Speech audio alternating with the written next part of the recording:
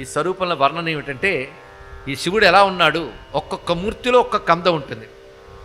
4 చేతుల శివుడున్నాడు, 8 చేతుల శివుడున్నాడు, అదేవిధంగా అనేక చేతుల శివుడు ఉంటాడు. సహస్ర కర్మలతో భాసిల్లుతున్నది. ఒక్కొక్కటి ఒక్కొక్క తత్వం. 10 చేతుల శివుడిని కూడా మనం ధ్యానించుకున్నాం మొదటి రోజునే పంచముఖ శివస్వరూపంలో. ఇప్పుడు ఈయన 8 చేతులు వాడు. అయితే స్వామి దేవుళ్ళకు 10 చేతులు ఎందుకు ఉంటాయండి, 8 చేతులు ఉంటాయా? ఎవరికైనా ఉంటాయంటే ఎవరికీ ఉండవు, వాళ్ళకే ఉంటాయి కనుక వాళ్ళు దేవుళ్ళు అంటారని చెప్పాలంటే ఇక్కడ. పైగా దశ దిశలా విస్తరించడానికి చెయ్యి విస్తారానికి సంకేతం.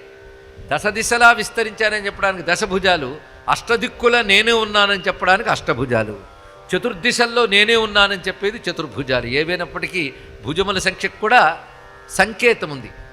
ఒక్కొక్క దానికి సంకేతం అంటారు దేవతామూర్తుల్లో. ఒక శక్తికి సంకేతమే దేవతామూర్తి. మన కన్ను కేవలం ఒక ఇంద్రియం, విగ్రహం యొక్క కన్ను దర్శన శక్తి. మన చెవి ఇంద్రియం, భగవంతుడి చెవి శ్రవణ శక్తి. ఈ అనంత శక్తులు వాళ్ళకి ఇంద్రియాలుగా భాషిస్తుంటాయి మన ఉపాసన కోసం.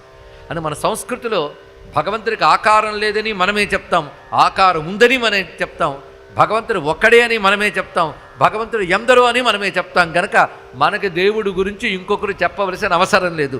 దైవం గురించి అన్ని విధాలా పరిపూర్ణంగా యుగాల క్రితమే చాటిన సంపూర్ణ ధర్మం సనాతన ధర్మం. దానికి మనం వారసులు.